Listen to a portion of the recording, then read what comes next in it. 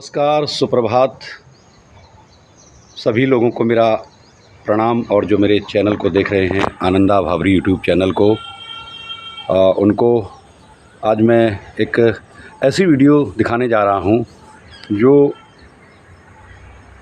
न सिर्फ आप सभी के लिए बल्कि संपूर्ण मानव जाति के लिए, संपूर्ण प्राणियों के लिए बेहद महत्वपूर्ण होने जा रही है।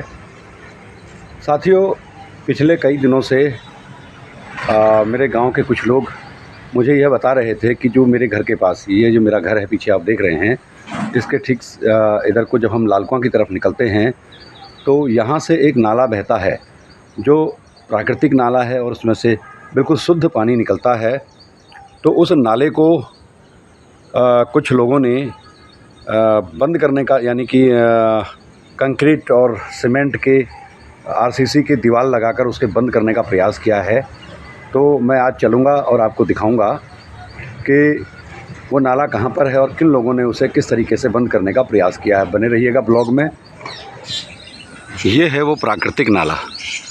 ये आप सामने देख रहे हैं कि नाला उधर से बहता हुआ, यानी उत्तर की दिशा से बहता हुआ दक्षिण की ओर पीछे, ये मेरे पीछे आप देख रहे हैं, ये पानी निकल रहा है। यहाँ से आप देख रहे हैं बहता हुआ पानी है, शुद्ध और साफ़ पानी है। और ये नाला जो है आगे इसी तरीके से दक्षिण की तरफ होता हुआ शांतिपुरी में घोड़ा नाला जिसे बोलते हैं, जो सेंचुरी पल्प एंड पेपर मिल का जहाँ से पानी निकलता है केमिकल युक्त पानी, उसी नाले पर जाकर मिलता है शांतिपुरी नंबर 1 में। तो साथियों, ये बड़ा आज गंभीर मुद्दा है जिस पर मैं बात करने जा रहा हूँ। जहाँ पे इस नाले का उद्गम है, ये सामने आप मेरे देख रहे हैं, ये जो आप पेड़ देख रहे हैं, इन पेड़ों से कुछ ही दूरी पर सत्संग आश्रम है, श्री हंस प्रेम योग आश्रम। वैसे तो हमारे देश में गांव में और जंगलों में आश्रमों का होना कोई बड़ी बात नहीं है। हमारे बड़े बड़े ऋषि मुनि हमारे प्राचीन काल से ही जंगलों में आश्रम व्यवस्था बनाकर रहते चले आए हैं। लेकिन ऐसा आज तक कभी नहीं सुना और ना कभी हमने देखा कि किसी आश्रम द्वारा इस बहते हुए प्राकृतिक नाले को इस तरीके से बंद किया जाए। तो मैं आपको दिखाता हूँ वो आश्रम जहाँ पर आश्रम स्थित है, और उसके बाद फिर मैं आपको लिए चलूँगा जहाँ पर नाले पर अतिक्रमण किया गया है।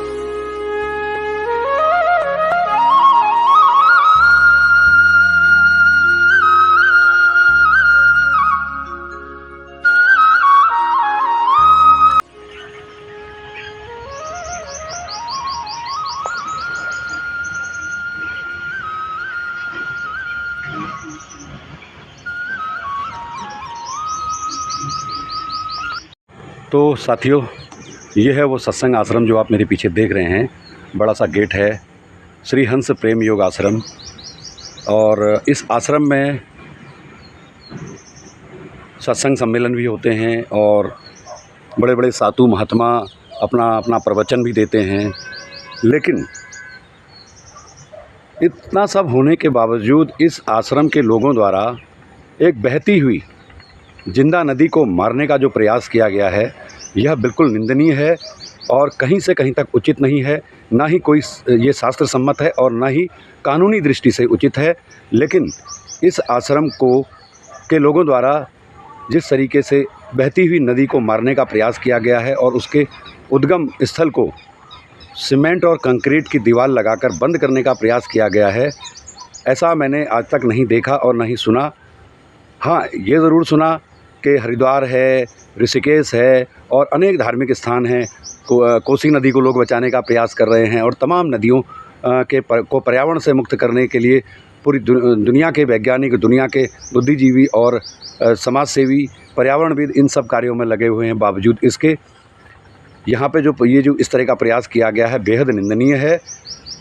बड़े बड़े ऋषि महात्मा गंगा के प्रदूषण को लेकर आंदोलन करते आए हैं और कई ऋषि महात्माओं ने नदियों को बचाने के लिए अपना जीवन तक कुर्बान कर दिया है, जीवन बलिदान कर दिया है। लेकिन मेरी समझ में यह नहीं आता कि इस आश्रम में कैसे संत महात्मा हैं जो इस नदी को बंद कर देना चाहते हैं और वहाँ पे उस ज़मीन पर नाले में भी इस बहते हुए छोटी सी जो नाला टाइप का हमारी नदी है उसको बंद कर देना चाहते हैं। तो अब मैं ले चलता हूँ आपको उस स्थान पर जहाँ पर ये नाले में अतिक्रमण हुआ है। साथियों, नाले का जो उद्गम स्थल था कभी, वो यहाँ पर था। ये सामने संजय नगर प्राथमिक विद्यालय है। इसी के किनारे से यहाँ से होता हुआ जो आप देख रहे हैं छोटा सा अब एक छोटी सी नाली में तब्दील हो चुका है।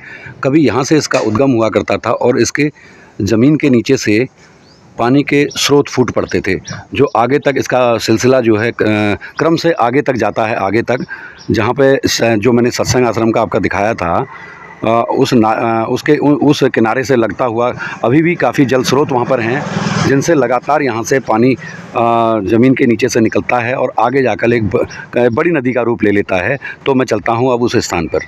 तो ये है वो संजय नगर का मुख्य मार्ग जो लालकुआं से होता हुआ शांतिपुरी तक जाता है। और इस आश्रम द्वारा कुछ वर्ष पहले एक और कुत्सित प्रयास ये किया गया था। ये जो नाला अविरल यहाँ से बहता है और जिसके जल स्रोत इसी जगह से निकलते हैं, जहाँ पे मैंने पहला पॉइंट दिखाया था, जहाँ पे जल स्रोत निकलते थे, लोगों ने वहाँ पे कब्जा करके खेत बना दिए हैं, लेकिन सीमेंटेड पक्की दीवार नहीं लगाई है जैसा कि इस आश्रम द्वारा लगाई गई है। और दूसरा ये एक प्रयास किया गया है कि यहाँ पर बिल्कुल ये रोड के किनारे से इन्होंने अपना ये दीवार लगा के बोर्ड लगा दिया है और इस नाले को पाइपलाइन डालकर बंद करने का प्रयास किया गया है। मैं आपको दिखाता हूँ कि आगे कैसी स्थिति है इस नाले की। गेट के पीछे का वो हिस्सा है जहाँ से इन्होंने ये यहाँ पे सामने आप देख सकते हैं, इसमें पाइप डालकर इस अविरल जलधारा को रोकने का प्रयास किया है। और जब यहाँ पे गांव वालों ने पहले विरोध किया था तो इन्होंने कहा था कि हम यहाँ से एक वैकल्पिक मार्ग खोलना चाहते हैं जो ग्रामवासियों को भी फ़ायदेमंद होगा, लेकिन इसका ग्रामवासियों को कोई फ़ायदा नहीं मिला है। और ये आप देख सकते हैं यहाँ पे नाला गहरा हो चुका है, यहाँ पे नाले की गहराई भी बढ़ चुकी है और साथ में पानी का लेवल भी बढ़ चुका है।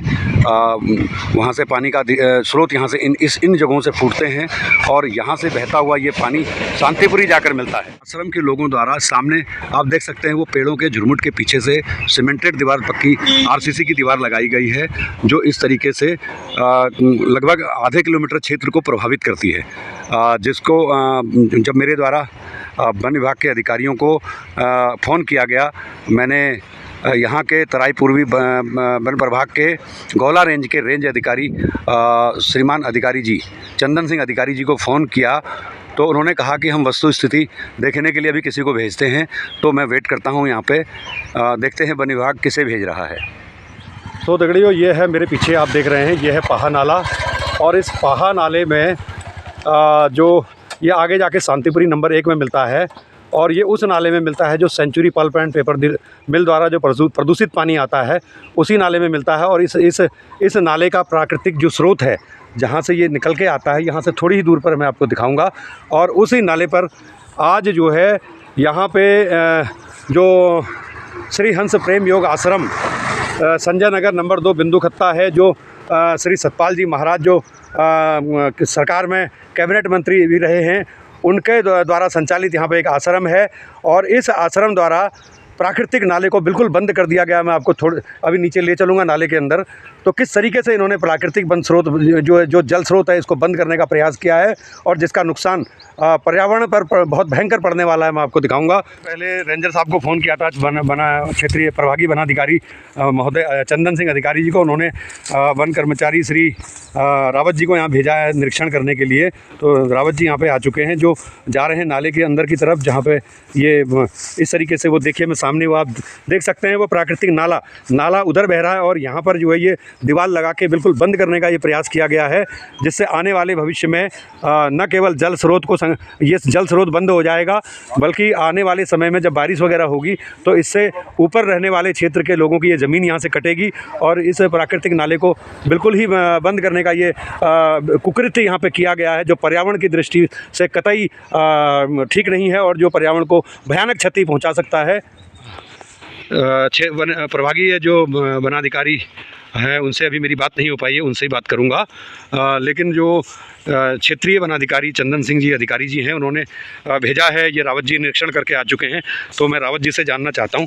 तो रावत जी बताइए, क्या कहते हैं, किस तरीके का ये कब्जा है, क्या ये सही हो रहा है यहाँ पे? और प्राकृतिक नाला है जी, लेकिन मेरी ख्याल सारे हंसाश्रम वालों ने घेरा हुआ है। जी जी जी, तुरंत कर भी कार्रवाई की जाएगी। अभी स्टाफ बुला रखा है। ठीक ठीक ठीक। निरीक्षण मैंने कर लिया है। हालांकि इसको शायद मेरी ख्याल से शायद पाहा नाला बोलते हैं, इसको पाहा नाला इसको बोलते हैं। ये बिल्कुल शुद्ध पानी का स्रोत है, जो बिल्कुल साफ़ पानी है और इस तरीके से इस पानी के जो प्राकृतिक स्रोत को जो है ये ख़त्म करने का प्रयास किया गया है।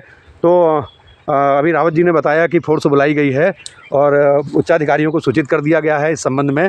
तो बने रहिएगा ब्लॉग में मेरे साथ और देखते रहिए ये किस तरीके से श्री हंस प्रेम योग आश्रम ने यहाँ पे अनैतिक रूप से कब्जा करके ये नाले को जो है ख़त्म करने का प्रयास किया है। देख सकते हैं आप यहाँ पे जो ये आता है वन क्षेत्र, इनके जो भुवनचंद तिवारी का बीट माना जाता है। ये इस बीट के इंचार्ज श्री भुवनचंद तिवारी जी हैं और देखते हैं अब उनके द्वारा ये कैसे मतलब अनदेखी हुई है और इतना लंबा चौड़ा यहाँ पे ये कब्जा हो चुका है प्राकृतिक नाले पे।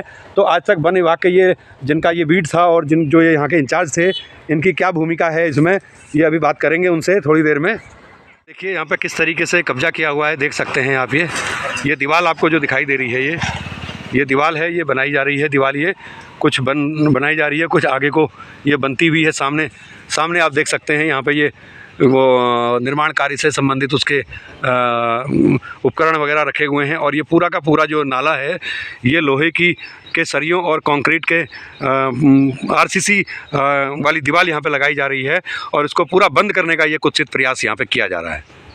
तो आदरणीय मेहता जी, आप उत्तराखंड हाईकोर्ट में वरिष्ठ अधिवक्ता हैं, तो आपको मैंने दिखाया यहाँ पे कि किस तरीके से ये प्राकृतिक नाले पे अतिक्रमण हुआ है। कानूनी तौर पर आप इसे किस दृष्टिकोण से देखते हैं? सबसे बड़ी बात तो ये है कि ये रेगुलर जो प्राकृतिक जल स्रोत है उसको बंद किया जा रहा है और एक तरह से जो है नेचर के साथ, प्रकृति के साथ खिलवाड़ किया जा रहा है और पूरे इकोसिस्टम को जो है डिस्टर्ब किया जा रहा है। और ये जो एक अतिक्रमण जो है नाले के ऊपर करना, ये जो है गैरकानूनी और जो प्राकृतिक उसके खिलाफ है। इसी बीच में बीसी तिवारी, भुवनचंद तिवारी जी जो यहाँ के बीट इंचार्ज हैं, ये अपनी टीम के साथ गाड़ी में पहुँच चुके हैं यहाँ पे और देख रहे हैं नाले के पास खड़े होकर से। तो देखते हैं, ये खड़े होकर यहाँ पे से देख रहे हैं और नाले का ये सड़क के किनारे से इन्होंने दीवार देखी है और लेकिन कुछ कहा नहीं मुझसे और उसके बाद चले गए। इसी बीच में ये समाचार पत्र में भी इस मामले को लेकर समाचार पत्रकारों ने भी इस खबर को छापी है, देख सकते हैं आप। तो साथियों, देखा आपने किस तरीके से हमारे गांव में बिल्कुल हमारे घर के पास से होकर बहने वाले इस प्राकृतिक जल स्रोत को किस तरीके से आश्रम द्वारा बंद करने का प्रयास किया गया है और किस तरीके से उसके जल स्रोतों को सीमेंट की और कंक्रीट की आरसीसी की चारदीवारी से बंद करके बिल्कुल उसको छोटी सी नाली के रूप में तब्दील किया गया है, जो कि बिल्कुल गलत है। और जैसा कि साथियों आप जानते हो कि हम उत्तराखंड के लोग हैं और उत्तराखंड के लोग अपने नदी नालों और प्राकृतिक नौलों को कितना पवित्र मानते हैं और प्रत्येक छोटी से छोटी नदी को भी माँ गंगा के रूप में पूजते हैं। और हमारे रीति रिवाज संस्कारों में पानी और जल स्रोतों का बड़ा स्थान है। हम नौलों की पूजा करते हैं। आपने देखा होगा पहाड़ों में हमारे देवी देवताओं की पूजा करने के साथ साथ हम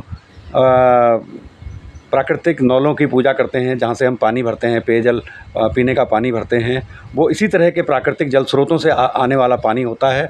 और बिंदुखत्ता जो क्षेत्र है, यहाँ की बसासत के समय से हमारे पूर्वज इस पानी शुद्ध पानी को पीते रहे हैं और हमारे मवेशी जो हमारे यहाँ चरागाह थे, चरागाह में चरने वाले मवेशियों के लिए भी ये पानी पीने के योग्य होता था और यहाँ पे नहाने धोने के घाट हुआ करते थे, जो धीरे धीरे आज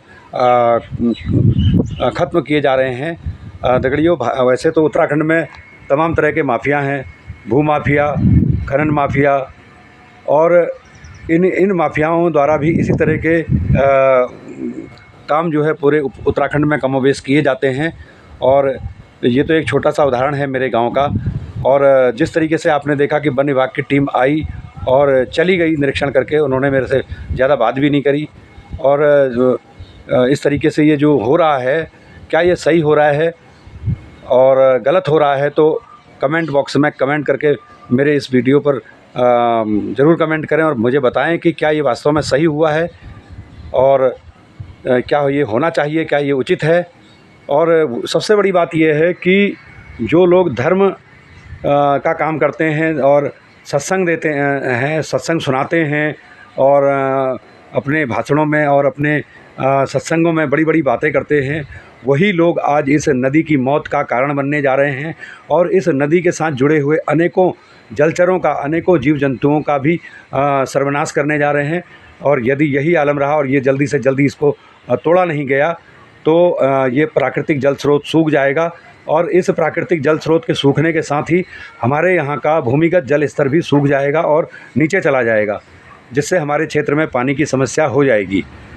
तो साथियों, जो मैं ये वीडियो अब आज मैं अपलोड कर रहा हूँ, काफ़ी देर बाद कर रहा हूँ, क्योंकि जो वीडियो मैंने शूट किया था टोटल वो लगभग 20-22 दिन पुराना है। और आज आलम ये है कि वन विभाग का कि 20-22 दिन होने के उपरांत भी अभी तक वन विभाग ने कोई कार्रवाई नहीं की है। ऐसा लगता है कि वन विभाग शायद सरकार के दबाव में है और चूँकि ये मामला सत्संग आश्रम के जो संस्थापक हैं वो केंद्रीय मंत्री हैं और इस समय भारतीय जनता पार्टी की सरकार है और चुनावी सरगर्मियां भी तेज़ हैं, तो ऐसी स्थिति में वन विभाग क्या कार्रवाई करता है यह देखना है। देखना क्या है, मतलब देखते देखते तो 20-22 दिन हो गए। 20-22 दिन पहले मैंने इस वीडियो को शूट किया था। तो इस तरह की जो घटना हुई है ये बेहद निंदनीय है। तो मैं आशा करता हूँ कि आप लोगों को यह वीडियो अवश्य पसंद आएगा और यदि पसंद आए तो लाइक कर दीजिएगा, सब्सक्राइब कर दीजिएगा, शेयर कर दीजिएगा।